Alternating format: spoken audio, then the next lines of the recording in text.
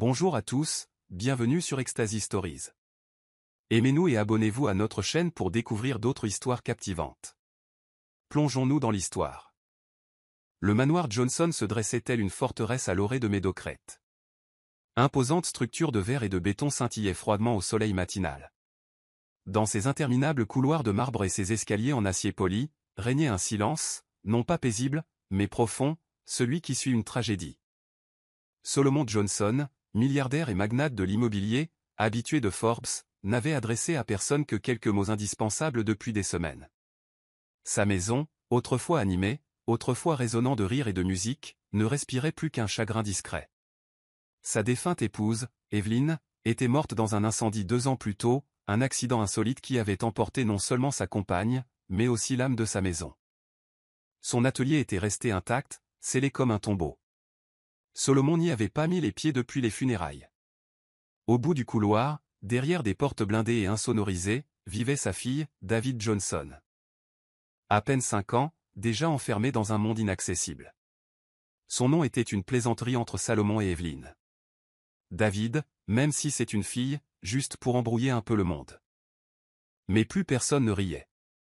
David avait été diagnostiqué avec un autisme non-verbal sévère peu après la mort de sa mère. Elle n'avait plus parlé depuis. Elle mangeait à peine. Elle ne réagissait ni aux câlins, ni aux sourires, ni aux histoires. Les thérapeutes allaient et venaient.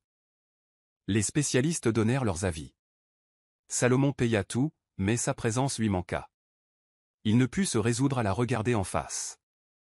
C'était comme si la regarder, c'était se retrouver face à l'absence de sa femme. Martha, gouvernante en chef depuis plus de 18 ans, dirigeait la maison discrètement. Elle avait pratiquement élevé Salomon, mais le trouvait désormais méconnaissable. Elle se souvenait de l'époque où il rentrait couvert de sueur de son premier chantier, riant comme un adolescent, les bras autour d'Evelyn et de son petit David. Mais cet homme avait disparu. Solomon descendait rarement prendre son petit déjeuner, saluait à peine ses employés et s'enfermait dans son bureau ou sa salle de sport. Les seuls moments où il ouvrait son agenda étaient pour les réunions du conseil d'administration ou les galas de fondation, des espaces publics où il pouvait exercer son contrôle. Derrière les portes closes, cependant, il n'était qu'un homme hanté par ce qu'il ne pouvait réparer. Et dans cette immense maison, avec tout son art, sa technologie et son personnel, un seul son comptait désormais. Le silence d'une petite fille dont le monde s'était lui aussi tu. La fenêtre fissurée de la minuscule chambre mansardée de Cynthia Pascal tremblait à chaque rafale de vent. Sous une couverture patchwork, elle était assise en tailleur par terre, comptant les pièces restantes dans son sac à main en cuir usé. 8,27 $. C'était tout ce qu'elle avait. Pas d'économie, pas de famille où retourner. Juste un robinet qui fuit, un plafond qui s'écaille et une boîte de céréales à moitié vide. Cynthia, 24 ans, était devenue orpheline à 10 ans et avait passé d'une famille d'accueil à l'autre jusqu'à sa majorité. À 18 ans, elle s'était inscrite à un programme d'infirmière communautaire, s'accrochant au rêve de devenir puéricultrice. Mais les frais de scolarité, les emplois à temps partiel et l'épuisement permanent l'ont rattrapée. Elle a abandonné ses études en 3e année, non par manque de passion, mais par manque de soutien. Elle travaillait désormais en double horaire dans un petit restaurant poussiéreux en bordure de soute-mer, servant du café et des toasts brûlés aux ouvriers du bâtiment et aux joueurs nocturnes. Le salaire suffisait à peine à payer les factures d'électricité. Pourtant, Cynthia souriait à chaque fois qu'elle enfilait son tablier. Elle souriait malgré les clients désagréables, les mains grasses et les pieds endoloris. Elle avait souri jusqu'à aujourd'hui. Car ce matin-là, un homme en costume impeccable avait renversé son café, lui avait crié dessus pour sa maladresse et avait proféré une insulte raciste si forte qu'elle avait figé toutes les tables. Et comme elle refusait de s'excuser, son manager lui avait remis son dernier chèque de paie et lui avait dit de ne plus revenir. Pas d'indemnité. Pas de discussion. Au coucher du soleil, Cynthia avait parcouru 6 kilomètres à pied pour rejoindre sa chambre louée. 2 d'entre elles s'arrêtèrent pour prendre le bus. L'avis d'expulsion de son propriétaire l'attendait sous la porte, avec 3 jours pour payer ou partir. Elle resta assise en silence, regardant les ombres s'étendre sur le sol, les rires des autres locataires en contrebas, comme un cruel rappel de son isolement. Son estomac gargouilla, mais elle l'ignora. Elle avait l'habitude de manger 1 fois par jour. Elle glissa sa dernière pièce sous son oreiller et ouvrit un carnet, une liste intitulée « Espoir ». En haut, un gribouillage en gras, trouver du travail rapidement. En dessous, elle commença à ajouter n'importe quoi, babysitting, prostitution, ménage. Ses doigts s'arrêtèrent en se souvenant de la salle des infirmières de l'hôpital général. Il y avait un panneau d'affichage. Quelque chose à propos d'une nounou à domicile. Pas de détails, juste une adresse et un numéro de téléphone. C'était un pari risqué, mais à ce stade, même les plans les plus risqués semblaient une bouée de sauvetage. Son jean était propre mais effiloché à l'ourlet, et son chemisier blanc, encore repassé, portait les marques du temps et de l'usure. La voix froide qui répondit à l'interphone attendit à peine que le portail s'ouvre en grinçant, révélant une allée pavée qui serpentait à travers des haies parfaitement taillées et menait à une immense demeure de verre.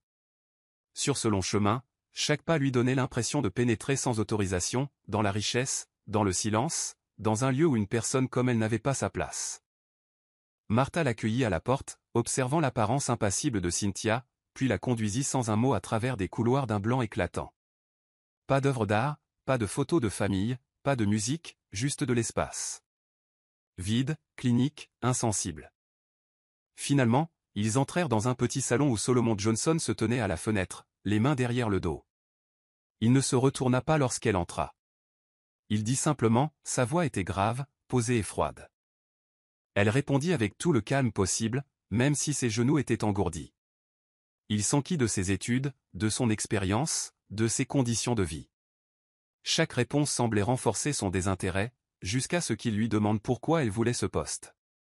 Cynthia prit une inspiration. Elle ne répéta pas ce qu'elle dirait ensuite. « Parce que je sais ce que c'est que d'être invisible », répondit-elle doucement. « Et si votre fille souffre en silence, alors peut-être que je peux l'aider à trouver une issue, même si ce n'est qu'un instant à la fois. » Il se retourna. Lentement, il étudia son visage, cherchant un mensonge, une exagération, un désespoir déguisé en sincérité. Mais il ne vit que de l'honnêteté, brute, sans filtre et inattendue. Juste à ce moment-là, David entra, pieds nus et sans expression. Elle entra, une girafe en peluche à la main, et leva les yeux. Cynthia ne bougea pas. Elle s'agenouilla et tendit doucement les doigts. David ne courut pas. Elle ne pleura pas. Elle s'approcha simplement et déposa la girafe dans la paume de Cynthia. Salomon ne dit rien, mais Martha retint son souffle. Plus tard, alors que Cynthia attendait dehors, les mains jointes, Salomon murmura à Martha, « Fais-lui passer un procès. » 1 semaine. On verra si elle craque. Mais dans l'intimité de son regard, Salomon n'était pas seulement bouleversé. Il était bouleversé par la première connexion vacillante que sa fille avait établie depuis plus d'1 an, et c'était avec un inconnu venu du bord du néant. Cynthia arriva au domaine Johnson avec seulement un sac à dos, une valise d'occasion et la nervosité d'entrer dans un monde trop luxueux pour respirer. La chambre qui lui était attribuée était loin de celle de David et encore plus loin de celle de Solomon, au fond d'un couloir calme de l'allée, à la décoration épurée et à l'atmosphère clinique. Martha lui fit une présentation de la maison avec des mots concis et des regards mesurés. Les autres employés chauffeurs, jardiniers, femmes de chambre gardaient leur distance, leurs regards s'attardant souvent une seconde de trop, se demandant si Cynthia était courageuse, stupide ou temporaire. Des murmures suivaient ses pas. L'une des jeunes femmes de chambre murmura même, « Encore une qui s'enfuira d'ici vendredi. » David refusa toute discussion. Dès que Cynthia entra dans sa salle de jeu, la petite fille lui tourna le dos, se repliant sur elle-même comme une fleur qui se referme. Ses tentatives de jeu furent ignorées. Son plateau de nourriture fut repoussé. Quand Cynthia essaya de lui tendre une cuillère, David la laissa tomber par terre. Pas un mot. Pas un regard. Pas un bruit. Salomon restait émotionnellement absent, rarement à la maison pendant la journée.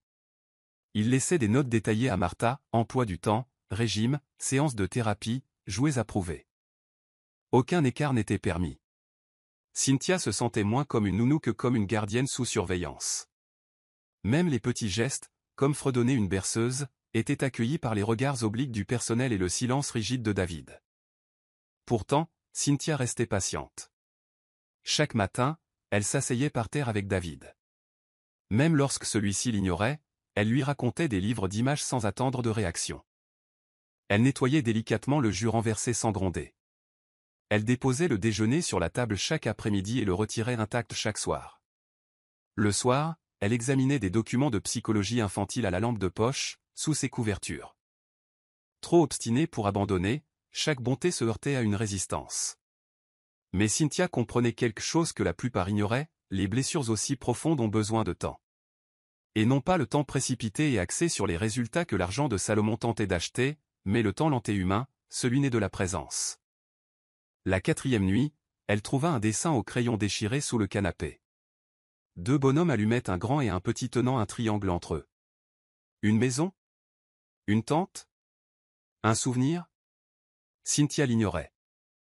Mais elle le plia soigneusement et le glissa dans son journal. David n'avait pas parlé, ne l'avait pas regardé. Mais pour Cynthia, l'épreuve n'était pas une question de réussite ou d'échec. Il s'agissait de rester assez longtemps pour avoir de l'importance, même si personne d'autre ne la croyait. L'idée est venue à Cynthia par une nuit blanche, assise en tailleur par terre, écoutant le tic-tac régulier de l'horloge antique du couloir. David n'avait pas mangé depuis 2 jours. La thérapie s'était terminée tôt cet après-midi-là, après une nouvelle crise. Et malgré tous les efforts de Cynthia, elle était toujours traitée comme un œuf, inoffensive mais invisible. Elle repensa à son enfance dans les familles d'accueil, à l'assistante sociale qui utilisait autrefois des chaussettes pour dessiner des sourires sur leur visage. Ce souvenir la fit pleurer, mais il alluma aussi un petit feu en elle. Elle attrapa une vieille paire de chaussettes colorées dans sa valise et fouilla dans la boîte de bricolage cachée dans la salle de jeu de David. Des boutons. Du fil. Un bâton de colle. Des chutes de tissu. Au lever du soleil, elle avait terminé 2 marionnettes, l'une rose aux oreilles tombantes, l'autre jaune aux énormes yeux globuleux. Ce matin-là, David était recroquevillé dans un coin de la pièce, le visage enfoui dans les coussins. Cynthia ne lui adressa pas la parole directement. Elle se laissa glisser par terre, prit les marionnettes dans ses mains et les laissa se parler. « Bonjour, monsieur Wiggle », dit la poupée rose d'un couinement aigu. « Je suis inquiète. Je crois que quelqu'un a oublié comment rire. » Le jaune répondit d'une voix grave et niaise. « Oh non. Il faut remédier à cela. » Le rire est essentiel. Ils continuèrent à échanger des idées, inventant un monde où les oiseaux portaient des bottes et où les singes prenaient le thé. Cynthia ne regarda pas David une seule fois, mais elle remarqua un mouvement, un léger mouvement de tête, un battement d'œil. Puis un petit bruit, presque imperceptible, se fit entendre. David rapprocha ses genoux de sa poitrine et écouta. Quand Salomon revint ce soir-là, fatigué et vif comme toujours, il passa devant la salle de jeu et s'arrêta net. Cynthia ne l'avait pas encore entendu. Elle était allongée par terre, marionnette à la main, racontant une scène à propos d'un ballon perdu et d'un hibou amical. David posait sa tête sur une licorne en peluche, les yeux ouverts mais calmes, les bras détendus à ses côtés. Sa respiration était régulière. Son corps n'était pas rigide. Elle n'était pas recroquevillée sur elle-même. Elle était paisible. C'était la première fois que Salomon voyait sa fille ainsi depuis près d'1 an. Pourtant, quand Cynthia remarqua son observation, il s'avança, le visage impassible. « On n'est pas à la garderie, dit-il sèchement. Cette méthode ne fait pas partie de son plan de traitement. » Cynthia leva les yeux, imperturbable. « La solitude non plus, répondit-elle. » Il ne répondit pas. Il se retourna et s'éloigna. Mais cette nuit-là, pour la première fois depuis les funérailles d'Evelyn, David s'endormit sur son lit, sans pleurer, sans se bercer, sans sédatif. Et au plus profond de son cœur, Solomon Johnson commença à se demander si la guérison nécessitait plus que le silence, la structure et la science. Peut-être. Il fallait aussi de la couleur. La tempête est arrivée sans prévenir.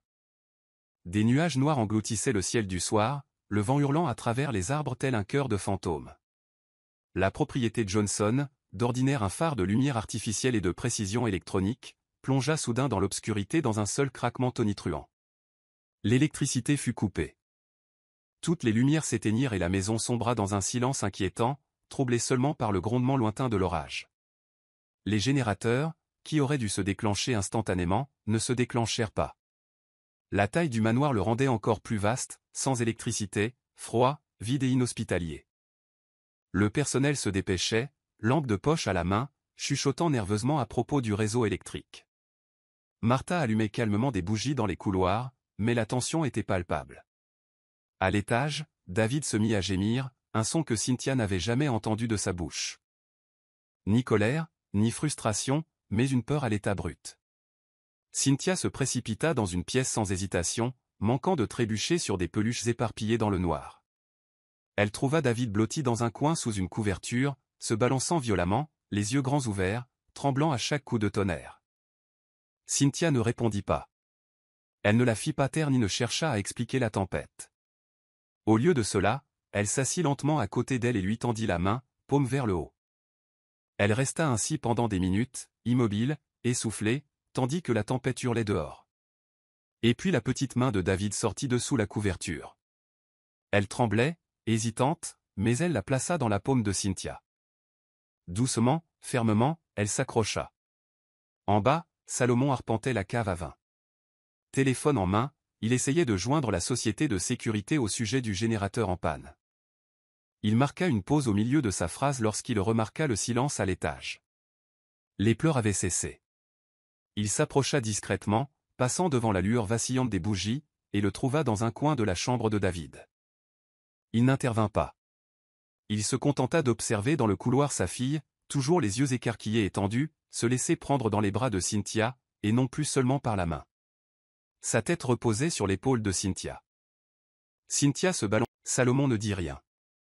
Plus tard, lorsque les lumières revinrent et que la maison exhala son souffle froid d'électricité, il congédia l'équipe de réparation sans prêter attention à la scène dont il avait été témoin. Mais en croisant Cynthia dans le couloir une heure plus tard, il ralentit. « Tu l'as calmée » dit-il doucement, sans la regarder. Cynthia marqua une pause. Elle se calma. « Je suis resté là. » Leurs regards se sont croisés pendant un bref instant, un instant qui exprimait plus qu'une simple approbation, plus que de la confusion. C'était le début de quelque chose qu'aucun d'eux n'osait nommer. Tout avait commencé par une innocente recherche d'une couverture supplémentaire.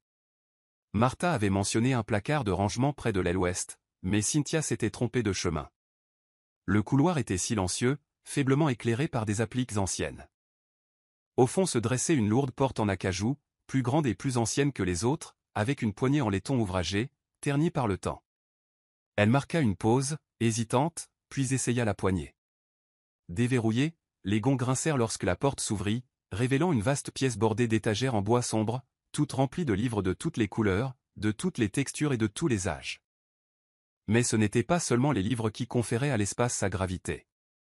L'air intérieur était différent, toujours sacré, presque vigilant. Cynthia entra prudemment. La pièce sentait la lavande et les vieilles pages. Un fauteuil en velours trônait près de la grande fenêtre, encore marqué comme s'il avait été laissé quelques minutes auparavant. Le long du mur du fond, des toiles étaient soigneusement empilées, certaines recouvertes de tissu blanc. Elle s'approcha et tira lentement une couverture. Son souffle s'arrêta. C'était un tableau représentant Salomon et une femme aux boucles brunes et au regard bienveillant, riant dans un champ ensoleillé. Evelyne. Les coups de pinceau étaient délicats, affectueux. Cynthia découvrit la toile suivante. David bébé, emmailloté dans une douce couverture bleue, les yeux fermés. Puis une autre. Salomon endormi sur un canapé, bébé David sur sa poitrine, la signature d'Evelyne dans un coin. Un petit bureau trônait dans un coin, recouvert de poussière. Là, sous un bouquet de pétales séchés, se trouvait une pile de journaux reliés en cuir. Elle ouvrit celui du haut avec précaution. L'écriture était élégante, fluide, presque musicale. Evelyne avait tout écrit, ses craintes de jeune mère, son admiration pour l'ambition de Salomon, sa culpabilité d'avoir manqué des expositions d'art et son désir d'équilibre entre famille et rêve. Les dernières entrées étaient d'une tendresse glaçante. Des excuses pour les soirées manquées, des descriptions du comportement discret de David, et une page où l'on pouvait simplement lire « S'il m'arrive quelque chose, dis-leur que j'étais heureuse, même dans le chaos ». Un craquement derrière elle figea Cynthia. Elle se retourna et trouva Salomon debout à la porte, l'air indéchiffrable. Sa voix était basse, presque fatiguée. Cette chambre était la sienne. Cynthia hocha la tête, la culpabilité la submergeant. « Je ne voulais pas », dit-il en levant la main pour l'en empêcher. La plupart des employés refusent de s'en approcher, ils disent que c'est maudit. Je n'y ai pas touché, car je ne supportais pas de l'effacer. Mais je ne pouvais pas non plus y entrer. Il s'avança lentement vers le centre de la pièce, toucha le fauteuil envelouré, pour la première fois depuis l'arrivée de Cynthia, son regard s'emplit d'une lueur crue. Ni contrôle, ni froideur, mais un chagrin toujours présent, toujours ensanglanté. L'air matinal à l'intérieur du gratte-ciel de Johnson Holdings était lourd de tension. Solomon arriva tôt à son bureau en attique, son costume bleu marine impeccable parfaitement coupé. Mais son calme habituel était absent. Une fuite d'un rapport interne avait révélé des plans de conception confidentiels à une société de développement concurrente, mettant en péril un projet de front de mer de plusieurs millions de dollars en cours. Les actionnaires menaçaient de se retirer. Les membres du conseil d'administration étaient élus d'urgence. Le nom flottait entre les dents serrées de tous les services, celui d'Harrison Vale, l'ancien cofondateur de Solomon, qui avait quitté l'entreprise 3 ans plus tôt dans des conditions difficiles après avoir tenté de détourner des fonds. Il semblait désormais qu'Harrison était de retour pour démanteler ce qu'il ne pouvait pas voler. Solomon a passé la journée entière en réunion de crise. Ses conseillers n'ont rien fait d'autre que des mots à la mode et semer la panique. En fin d'après-midi, il s'est enfermé dans la salle de stratégie privée, avec un tableau blanc vierge et un téléphone silencieux. Cynthia, arrivée plus tôt pour déposer un carnet de croquis laissé par David dans sa voiture, attendait dehors avec Martha. Alors que Solomon sortait de la salle de réunion pour prendre un café, il entendit Cynthia mentionner nonchalamment que David adorait jouer aux jeux de forme, et que parfois, réarranger les pièces rendait l'ensemble plus clair. Solomon marqua une pause. « Viens avec moi, dit-il brusquement. » Dans la salle de guerre, entouré de graphiques et de chiffres projetés, Solomon tendit un marqueur à Cynthia. Si c'était une énigme, par où commencer? Elle hésita, mais étudia les plans et le problème posé. Tu es trop concentré sur la défense de ton camp, dit-elle lentement. Mais une entreprise de Harrison a amélioré ton projet. Le vrai défaut n'est peut-être pas ce qu'il a pris, mais ce que tu n'as pas corrigé avant lui. Le silence se fit dans la salle. Le regard de Cynthia traversa des mois de calculs complexes avec une clarté enfantine. Salomon ne dit pas merci. Il n'en avait pas besoin. Il prit son téléphone et lança de nouvelles instructions à son équipe juridique, réorientant la prochaine étape de l'entreprise. Elle quitta la pièce en silence. Le lendemain, Solomon a tenu une conférence de presse annonçant un changement de conception qui surpassait la version volée de Harrison et introduisait une dimension philanthropique au projet, renforçant ainsi l'approbation du public. La confiance des actionnaires a rebondi. La crise a été évitée. Ce soir-là, tandis que Cynthia aidait David à aligner des blocs colorés dans la salle de jeu, Salomon apparut à la porte d'une voix d'une rare douceur. « Reste, dit-il, non seulement pour parler de son travail, mais de quelque chose de plus profond. » Et sans rien ajouter, il resta là à regarder la mère et l'enfant construire des tours à partir de rien, comprenant silencieusement que parfois les fondations les plus solides naissent de mains inattendues. Le centre thérapeutique était bondé de caméras, de journalistes et de personnel soignant lorsque Solomon est arrivé, flanqué de 2 cadres. Il s'agissait de l'inauguration de la toute nouvelle clinique comportementale pédiatrique de la ville, un établissement sponsorisé par Johnson Holdings et conçu pour traiter les enfants neurodivers. Solomon avait accepté une rare apparition publique, espérant que cet événement détournerait l'attention des médias du récent scandale provoqué par Harrison Vale. À l'insu de Cynthia, David avait été programmé pour une brève séance de démonstration avec l'un des thérapeutes les plus réputés, dans le cadre d'un effet publicitaire. 10 minutes seulement, lui avait expliqué l'assistante, une séance purement d'observation. Mais personne n'avait consulté Cynthia sur la façon dont David réagissait à la foule, aux espaces inconnus ou à l'observation. Elle avait protesté, mais pas assez fort pour freiner l'élan. La salle de thérapie était entourée d'une vitre sans teint et d'un éclairage de studio. David était assis, raide, à côté de la thérapeute, les doigts crispés sur ses genoux, les yeux rivés au sol. Salomon observait de l'autre côté, avec une expression de confiance détachée et expérimentée. Les caméras tournaient. Les journalistes chuchotaient. Le thérapeute a demandé à David de soulever un bloc, puis un autre. Comme David ne répondait pas, le ton du thérapeute a changé. Les cajoleries se transformèrent en pression. Les poings de Cynthia se crispèrent. L'oxygène de la pièce se raréfia tandis que la thérapeute touchait doucement l'épaule de David, tentant de guider sa main. Au moment où elle se toucha, David hurla. Pas un gémissement ni un cri, mais un son perçant et guttural qui brisa le silence. Ses bras s'agitèrent. La table s'est effondrée. Des verres sont tombés et se sont brisés. Avant que quiconque ne bouge, Cynthia s'est précipitée à l'intérieur. Elle n'a pas demandé la permission. Elle n'a pas regardé les projecteurs ni le personnel désapprobateur. Elle s'est agenouillée devant David et a lentement étendu les paumes, murmurant un doux fredonnement rythmé. Le même son qu'elle avait utilisé pendant la nuit du tonnerre. La respiration de David était saccadée. Ses yeux étaient hagards de panique. Mais peu à peu, ses mains cessèrent de trembler. Cynthia se mit à se balancer légèrement, tout en fredonnant. « Tu vas bien » murmura-t-elle. « Juste toi et moi. Juste nous. » David se pencha et pressa son front contre la poitrine de Cynthia. La foule entière observait la scène dans un silence stupéfait. Et quelque part dans la salle, une caméra, toujours en marche, capturait tout. Le lendemain matin, la vidéo se répandit comme une traînée de poudre. Une nounou inconnue apaise la fille milliardaire autiste d'une simple pression, titrait le journal. Les commentateurs, sur toutes les plateformes, ont salué la compassion instinctive de Cynthia, dénonçant le professionnalisme froid de l'événement. Solomon, qui n'était pas sorti étudier de la nuit, a regardé la vidéo au moins une douzaine de fois. Non pas à cause du scandale, mais parce que, pour la première fois de sa vie, il avait vu quelqu'un rencontrer David dans son monde à elle plutôt que de l'entraîner dans le sien. Et cette prise de conscience le déchira plus profondément qu'il ne pouvait l'exprimer. C'était un dimanche après-midi tranquille, un de ces rares jours où le manoir exhalait son arôme. Pas d'appel téléphonique, pas de réunion du conseil d'administration, pas d'invités imprévus. La pluie tapait doucement sur le toit de la véranda tandis que Cynthia, assise sur un banc rembourré dans le jardin intérieur, triait un plateau de peinture pour les doigts en vue de la prochaine activité de David. Face à elle, Martha taillait une orchidée rebelle, ses ciseaux s'agitant avec habileté, grâce et silence. La vieille gouvernante avait toujours gardé ses distances, respectueuse, observatrice, protectrice. Mais cet après-midi-là, avec l'odeur de menthe et de mousse dans l'air et le bourdonnement lointain de la solitude qui les entourait, elle parla. « Votre famille » commença Martha d'une voix basse, rendue rauque par des années de prudence. Cynthia leva les yeux, peut-être un peu trop gentille pour son bien. Les mots restèrent suspendus. Cynthia attendit. « Je travaille dans cette maison depuis que Salomon a à peine ton âge, » continua Martha. « Je l'ai vu tomber amoureux d'Evelyne. Il l'aimait comme un homme qui tient son cœur entre les mains d'un autre. Et quand elle est morte, une part de lui est morte aussi. » Son regard s'est alors tourné vers Cynthia. « Il n'est pas prêt. Peut-être qu'il ne le sera jamais. Et même s'il vous regarde, ne confondez pas le chagrin avec l'amour, ni la culpabilité avec l'affection.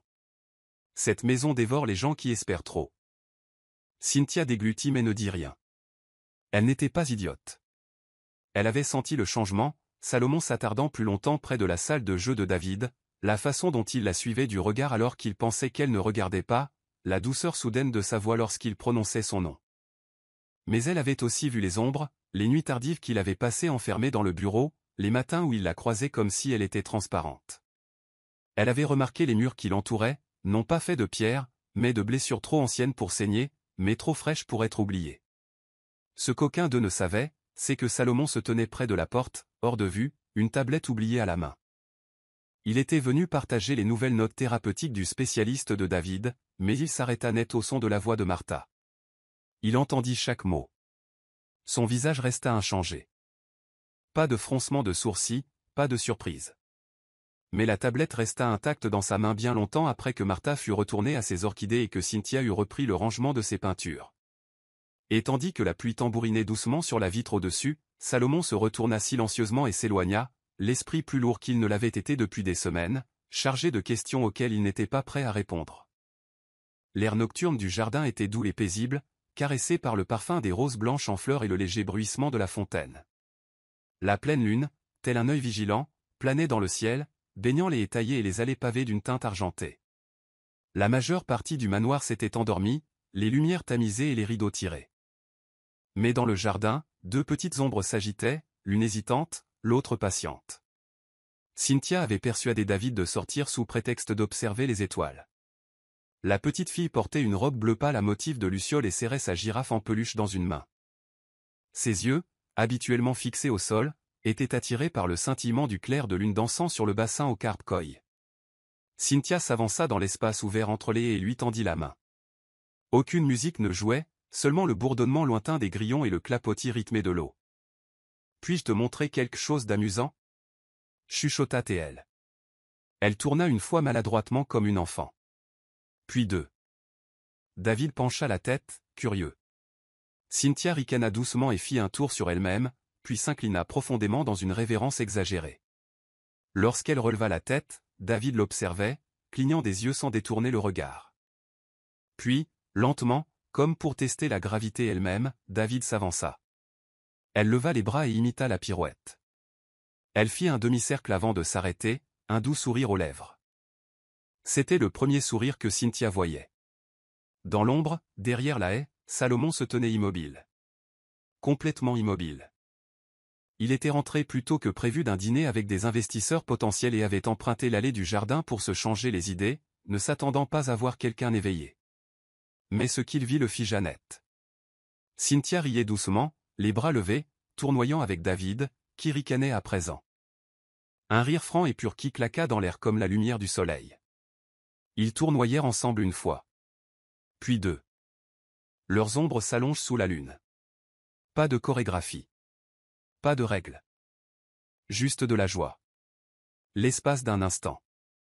Cela ne ressemblait pas à une technique ou une stratégie thérapeutique. C'était comme de la magie.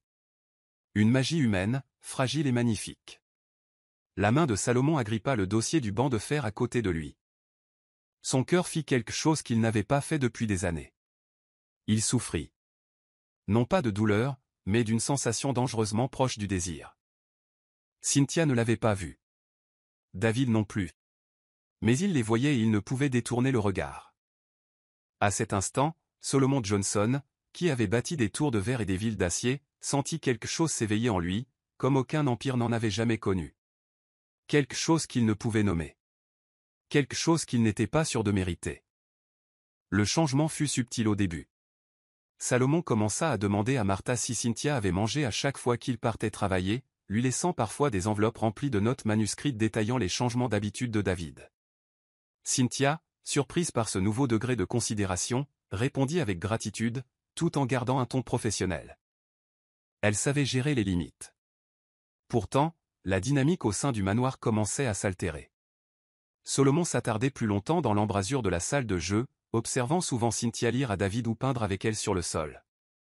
Quand David est tombé malade avec une légère fièvre une nuit, ce n'est pas le pédiatre de garde que Salomon a contacté en premier. C'est Cynthia. Elle vous répond. Il avait dit cela simplement, comme si cela expliquait tout. À la fin de la semaine, Cynthia remarqua que l'ambiance au sein du personnel se gâtait. Emma, l'une des plus jeunes femmes de chambre, ne lui adressait plus de signes de tête polie dans le hall. Le chef, habituellement chaleureux et bavard, laissa maintenant les plats de David sur le comptoir sans un mot. Dans la cuisine du personnel, les conversations se turent à l'entrée de Cynthia. Martha, fidèle comme toujours, remarqua également un changement. Il voit des choses, l'avertit-elle doucement un matin en pliant du linge à côté d'elle, et il parle. Cynthia fronça les sourcils.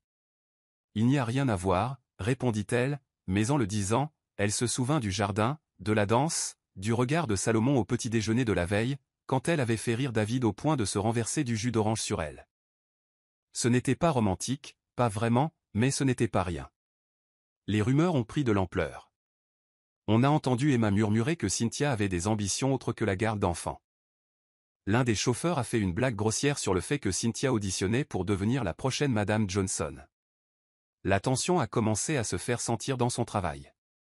Le personnel qui l'avait autrefois aidé à installer l'espace sensoriel de David avait maintenant oublié les fournitures. Cynthia commença à agir davantage seule, ce qui ne fit qu'alimenter son ressentiment. Pourtant, elle ne se plaignait pas, ni à Salomon, ni à Martha, ni même à elle-même. Elle n'était là pour l'approbation de personne. Elle était là pour David. Mais Salomon l'avait remarqué. Un matin, alors que Cynthia le croisait dans l'escalier avec un plateau de fournitures d'art, il marqua une pause. « Si quelqu'un te pose problème, dit-il sans tourner la tête, viens me voir. » Cynthia s'arrêta net, stupéfaite par le ton protecteur de sa voix. « Je vais bien, répondit-elle. J'ai connu pire. » Salomon se retourna lentement, les yeux rivés sur elle un long moment. « Tu n'aurais pas dû avoir à le faire. » Et puis, telle une ombre repliée sur elle-même, il disparut dans l'escalier, laissant derrière lui un silence nouveau que Cynthia ne parvenait pas à nommer. Le soleil se leva doucement sur le domaine Johnson tandis que les derniers préparatifs bourdonnaient sur la pelouse. Pour la première fois depuis la mort d'Evelyn, Solomon avait accepté d'organiser une fête d'anniversaire pour David, son 6e, bien qu'avec réticence au départ. C'est la douce persuasion de Cynthia et l'aisance croissante de David avec les jeux colorés et la routine qui l'ont convaincu. Une petite liste d'invités a été dressée, seulement des connaissances familiales proches, 2 spécialistes de la clinique et quelques enfants du groupe de thérapie locale. Des ballons flottaient au-dessus de la pergola du jardin, et un quatuor à cordes s'est mis à accorder dans un coin près du bassin à carpe koi. Salomon se tenait près des portes-fenêtres, observant la transformation de son domaine en quelque chose qu'il n'avait pas vu depuis des années. Une célébration. Cynthia habilla David d'une douce robe jaune citron, ornée de boutons papillons qui la firent rire dès qu'elle se vit dans le miroir. Un rire qui, en soi, était un cadeau. À l'arrivée des invités, David s'accrocha à la main de Cynthia, mais ne recula pas comme elle l'aurait fait auparavant. Les autres enfants jouaient dans des stations sensorielles installées dans le jardin. Salomon restait calme mais agité, visiblement hors de sa zone de confort au milieu des ballons et des tables de cadeaux. Les caméras de 2 fondations de santé sponsorisant la clinique planaient en arrière-plan, invitées pour des raisons de relations publiques, mais sommées de garder une distance respectueuse. Tout était coordonné, prudent, contenu, jusqu'au moment où ça ne l'était plus. Le chef apporta le gâteau, 3 étages de velours blanc, glaçage bleu et 6 bougies dorées. David le contempla, les yeux écarquillés. Tout le monde applaudit doucement, attendant. Salomon se plaça derrière sa fille, incertain. Cynthia s'accroupit à côté d'elle en souriant. « Veux-tu souffler les bougies, ma chérie » demanda-t-elle doucement. David ne dit rien. Elle se tourna simplement vers Cynthia, lui toucha la joue d'une main minuscule et murmura « Maman ». Le mot était à peine audible, mais clair. Les applaudissements cessèrent. Le chef halta. L'un des thérapeutes laissa tomber son café. Salomon sentit son souffle se bloquer. Et soudain, l'une des caméras de la fondation zooma au moment idéal. David, souriant, forma à nouveau un mot en pointant le visage de Cynthia. Cynthia se figea, les larmes aux yeux. Elle ne la corrigea pas. Elle n'y parvenait pas. Son cœur battait si fort qu'il était impossible de parler. Le lendemain matin, la vidéo était partout. La fille autiste d'un milliardaire dit le premier mot, et ce n'est pas à lui. Les gros titres ont fait le buzz dans les médias. Certains ont trouvé cela magnifique. D'autres ont posé des questions indiscrètes. Mais pour Salomon, rien de tout cela n'avait d'importance. Car tout ce qu'il entendait, c'était le son d'un mot qu'il n'avait pas entendu de la bouche de David depuis des années, prononcé non pas à lui, mais à la femme qui était entrée dans leur vie à partir de rien et leur avait tout rendu. Le domaine Johnson était inhabituellement calme le matin de l'arrivée de Vanessa Sinclair. Sa Porsche noire s'arrêta juste après le portail, où la sécurité confirma son nom et lui fit signe de passer. Elle sortit avec des talons aiguilles, un pantalon crème ajusté et des lunettes de soleil qui affichaient une certaine richesse et une précision inflexible. Vanessa au menton d'Evelyn, mais sans sa douceur. Son entrée n'était ni spectaculaire ni tapageuse. Elle était chirurgicale. Elle n'avait pas mis les pieds sur la propriété depuis les funérailles de sa sœur et avait ignoré toutes les invitations familiales que Salomon lui avait adressées depuis. Mais la vidéo virale avait tout changé. Elle se disait inquiète. Martha l'accueillit avec raideur à la porte, et Salomon la retrouva dans le salon, réservée et polie. Vanessa a refusé le thé. Ne faisons pas semblant, a-t-elle dit en retirant ses lunettes de soleil. Vous avez laissé une parfaite inconnue élever ma nièce. La mâchoire de Salomon se serra. Elle s'appelle Cynthia, et elle a sauvé David comme personne d'autre. Vanessa ne broncha pas. Je ne doute pas de son cœur. Je doute qu'elle ait raison. Elle a révélé des documents juridiques, une contestation formelle de garde. David est de la famille, et Evelyn n'aurait jamais voulu qu'une femme sans lien de sang, sans éducation, sans passé, devienne son point d'ancrage émotionnel. À l'étage, Cynthia observait sur le palier, le cœur serré, tandis que la conversation filtrait dans le couloir. On l'avait prévenu que cela pourrait arriver un jour, mais la froideur de la voix de Vanessa le rendait réel. Plus tard dans l'après-midi, Vanessa a demandé à voir David. Ça ne s'est pas bien passé. David a refusé de la regarder. Quand Vanessa essaya de lui prendre la main, David la repoussa d'une claque et se jeta dans les bras de Cynthia, s'accrochant si fort qu'elle mit près de 5 minutes à se calmer. Salomon observa la scène avec une fureur silencieuse. Vanessa ne recula pas. Elle a convoqué une audience avec ses avocats, invoquant l'instabilité émotionnelle du foyer et l'inexpérience de la nounou, qui influençaient des années cruciales de développement. Les médias en ont rapidement eu vent, présentant la bataille à venir comme une guerre pour la fille du milliardaire. À l'intérieur du manoir, la tension est devenue insoutenable. Cynthia continuait de prendre soin de David comme si rien n'avait changé. Mais la nuit, elle regardait par la fenêtre, se demandant si l'amour, pur et honnête, suffirait dans une salle d'audience conçue pour l'héritage, le pouvoir et le sang. La salle d'audience était bien plus petite que ne le laissait penser le cirque médiatique extérieur. Des journalistes campaient sur les trottoirs, prenant des photos tandis que Solomon sortait de la voiture de ville, vêtu d'un costume noir sur mesure, le visage indéchiffrable derrière des lunettes noires. Cynthia suivait discrètement, vêtue d'une modeste robe bleu marine, les cheveux tirés en arrière, les paumes humides malgré le froid. David avait été laissé à la propriété sous la surveillance de Martha, protégé du spectacle, des caméras, du bruit. Vanessa était assise avec assurance de l'autre côté de la salle d'audience, entourée de 2 avocats de haut rang, un classeur en cuir à la main, et pas une mèche de sa chevelure impeccablement coiffée. L'audience était polie, mais brutale dans ses implications. L'équipe de Vanessa a dépeint Cynthia comme une soignante non qualifiée, sans aucun droit légal ni lien familial avec David. Ils ont insisté sur son absence de diplôme, ses débuts modestes et ont remis en question ses intentions.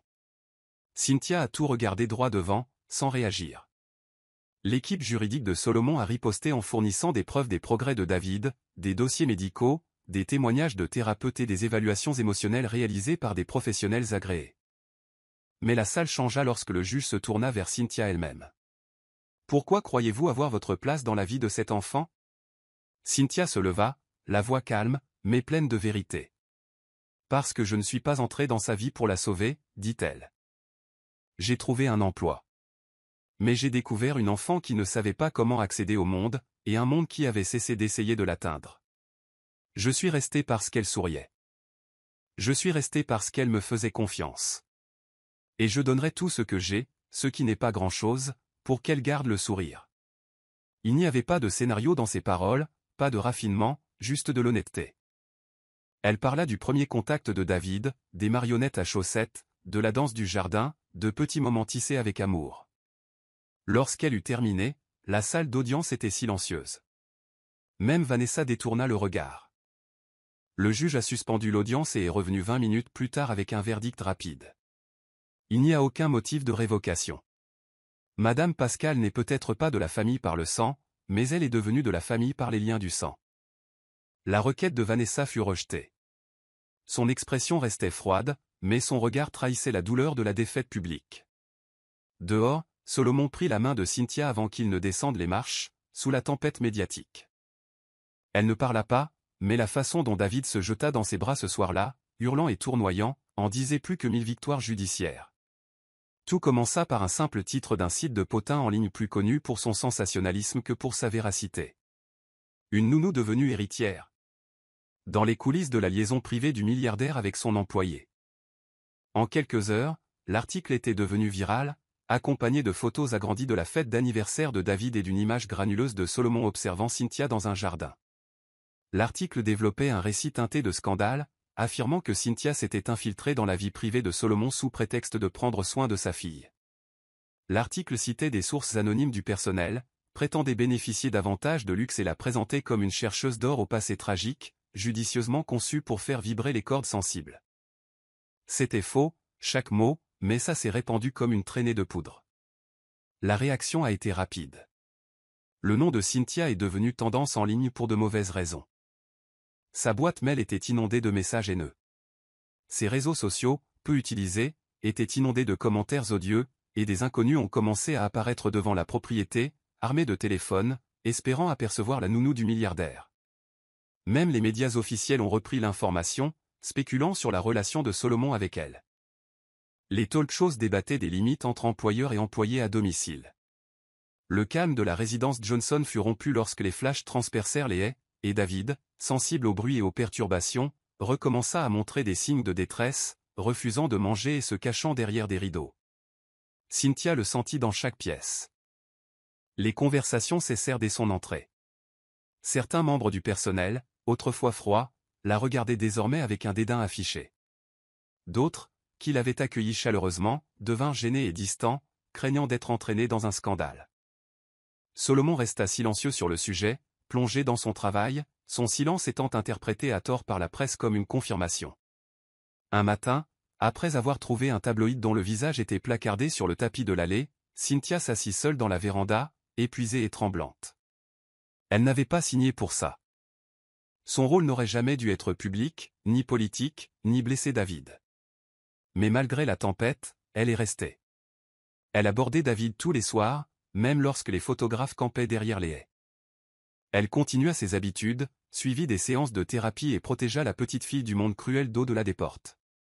Pourtant, intérieurement, elle se décomposait, non pas par culpabilité, mais par la solitude écrasante d'être mal représentée, incomprise et silencieuse dans une guerre qu'elle n'avait jamais accepté de mener. La lettre était manuscrite sur du papier ligné, pliée avec soin et scellée dans une enveloppe ordinaire. Pas de formalité, pas de supplication théâtrale, juste la certitude silencieuse de quelqu'un qui avait donné tout ce qu'elle pouvait. Cynthia l'avait déposée sur le plateau d'argent de Martha dans le hall d'entrée, tôt ce matin-là, juste avant le lever du soleil. Elle n'avait emporté que ce qu'elle avait emporté, 2 valises, un petit journal et le premier dessin au crayon de David, encore glissé entre les pages. Elle n'a pas réveillé Salomon. Elle n'a même pas réveillé David. Elle n'a pas pu. Pas quand chaque pas quittant le manoir lui donnait l'impression de s'arracher au seul endroit qui lui avait jamais semblé être son foyer. Martha trouva la lettre lors de sa tournée habituelle et la remit aussitôt à Salomon. Il la lut 2 fois, debout dans son bureau, immobile, la lumière matinale éclairant son bureau. Ces mots étaient simples. Merci de me faire confiance. Ce n'est pas à cause de toi. Il s'agit de David et de ce dont elle a besoin pour guérir. Et elle n'a pas besoin de caméra devant la fenêtre de sa chambre ni de chuchotements dans tous les couloirs. Je suis désolé. Elle n'a pas demandé à rester. Elle ne lui en a pas voulu. Ça a empiré les choses. Salomon referma la lettre sans rien dire, la rangeant simplement dans le tiroir à côté de ses boutons de manchette, celui-là même où la dernière carte d'anniversaire d'Evelyn gisait encore, non ouverte. David ne comprenait pas. Ce matin-là, elle fouilla tous les couloirs en murmurant le nom de Cynthia. Quand Martha expliqua gentiment que mademoiselle Cynthia devait s'absenter un moment, la réaction de David fut un déchirement total. Elle se jeta par terre, s'accrocha à sa girafe et refusa de manger. Elle cessa de fredonner, de répondre. Quand Salomon revint du travail ce soir-là et la trouva recroquevillée près de la porte de la bibliothèque, des larmes coulant silencieusement sur ses joues, il sentit quelque chose s'effondrer en lui. Il s'agenouilla près d'elle et tenta de la soulever. Elle ne résista pas, mais ne le prit pas non plus. Salomon resta assis avec elle dans le noir pendant des heures, la tête de sa femme sur son épaule, sa cravate desserrée, la tempête intérieure hurlant en silence. Malgré toute sa richesse, tout son pouvoir, toutes ses victoires juridiques, il ne s'était jamais senti aussi impuissant. Pas à la mort d'Evelyn. Pas pendant l'audience pour la garde des enfants. Mais maintenant. Parce que Cynthia était devenue plus qu'une nounou. Elle était devenue le pont entre le deuil et la guérison. Et maintenant, ce pont avait disparu de son plein gré, certes, mais parce que le monde qu'il dirigeait refusait de la laisser y vivre. La maison avait changé sans Cynthia.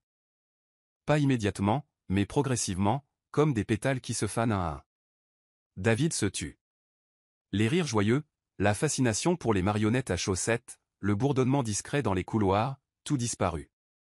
Elle refusait d'entrer dans la salle de jeu et ne touchait plus à ses peintures. Le thérapeute a constaté un déclin en 1 semaine.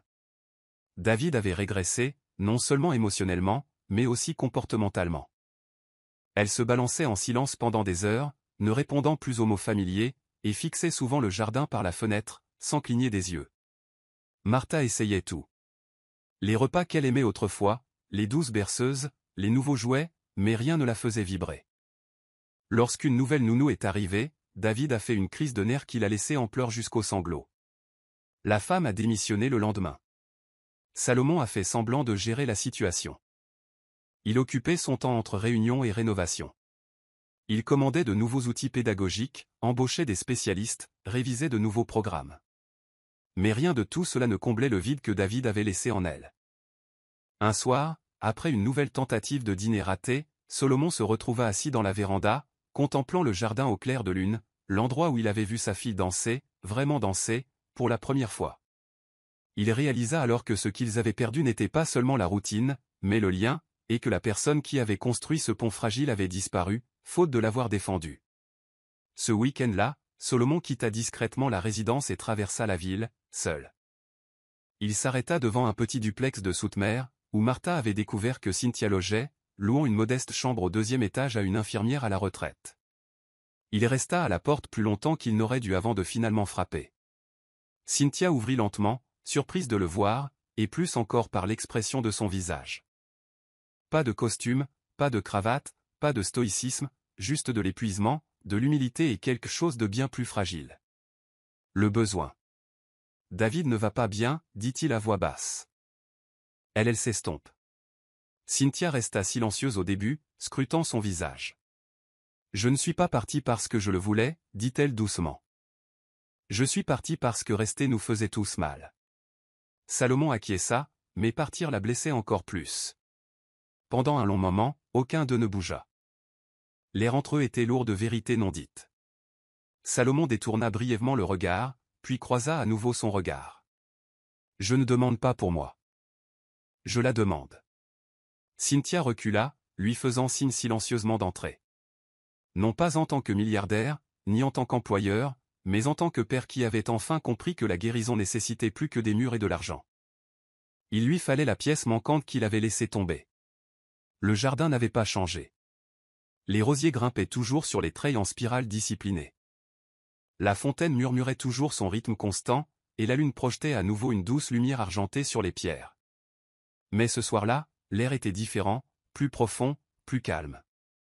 Salomon et Cynthia marchaient lentement sur le chemin de gravier, sans se toucher, sans parler, chaque pas chargé de pensées qu'ils n'avaient pas encore osé exprimer à voix haute. David s'était endormi 1 heure plus tôt, la tête posée sur les genoux de Cynthia après avoir fredonné un air oublié. C'était la première fois qu'elle souriait depuis des semaines.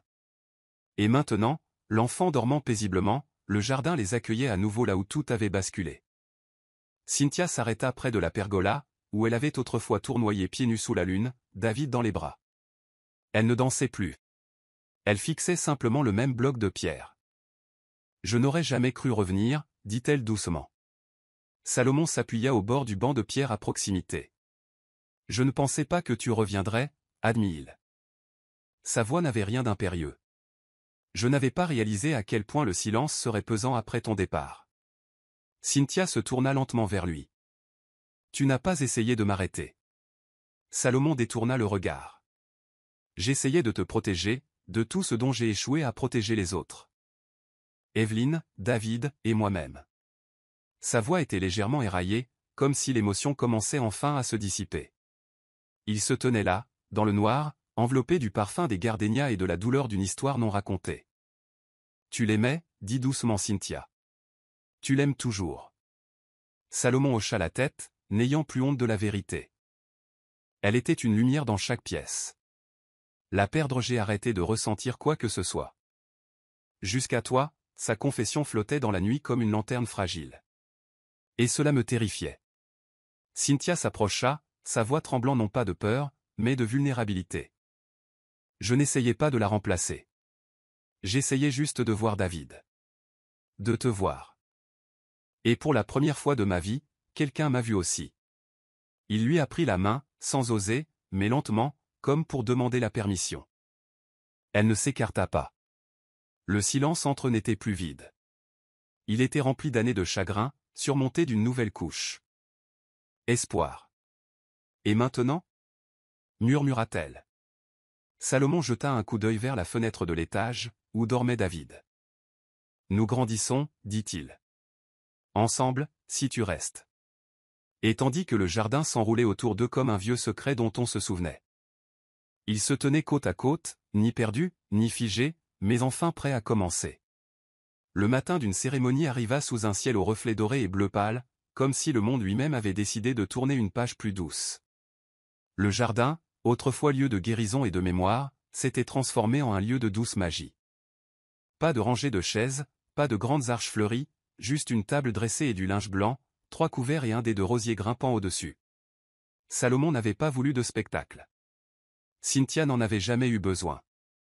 Et David souriait désormais plus souvent, fredonnait à nouveau et dormait toute la nuit. Seule, parmi les 2 personnes en qui elle avait le plus confiance, Cynthia portait une simple robe ivoire qui flottait comme la lumière du matin. Ses boucles étaient délicatement attachées, un gardénia caché derrière son oreille. Salomon l'attendait à la fontaine, vêtu d'une chemise crème et d'un gilet gris, sans cravate, sans prétention, juste l'homme qu'il était devenu, une cicatrice mais debout. David leur tenait les mains, sa propre robe virevoltant légèrement tandis qu'elle sautillait sur ses talons. Il n'y avait pas de mots efficaces, seulement des voyelles douces écrites sur du papier et lues à voix haute, d'une voix tremblante. « Tu m'as rendu la vie », murmura Salomon en passant une bague au doigt de Cynthia. « Et tu nous as donné un monde », répondit Cynthia, les yeux brillants de larmes, tandis qu'elle passait une simple alliance d'argent au sien. David applaudit à la fin, son rire résonnant dans le jardin comme une cloche. Tous trois s'installèrent pour le petit déjeuner sous la canopée, partageant fruits et petits pains chauds, tout en regardant les carpes koi danser dans l'étang. Plus tard, David leur offrit un dessin au crayon qu'elle avait caché derrière son dos toute la matinée. Trois bonhommes allumettes se tenaient la main sous un arbre, un cœur rouge flottant au-dessus. Cynthia déposa un baiser sur la joue de David. Salomon ne dit rien, se contentant de les prendre tous les deux dans ses bras. Alors que le soleil montait, baignant le jardin d'or, le domaine Johnson, autrefois monument de deuil, retrouva son souffle et sa lumière. Pas de photographe, pas de personnel, pas de médias, juste un père, une fille et une femme qui s'étaient autrefois tenus à la porte, l'espoir au bout des doigts. Elle avait désormais une famille, et pour la première fois depuis des années, eux aussi. Une nouvelle aube, silencieuse et pleinement la leur. C'est la fin de l'histoire. Qu'avez-vous appris de cette histoire? Aimez-la et abonnez-vous à notre chaîne pour découvrir d'autres histoires intéressantes. Merci d'avoir regardé.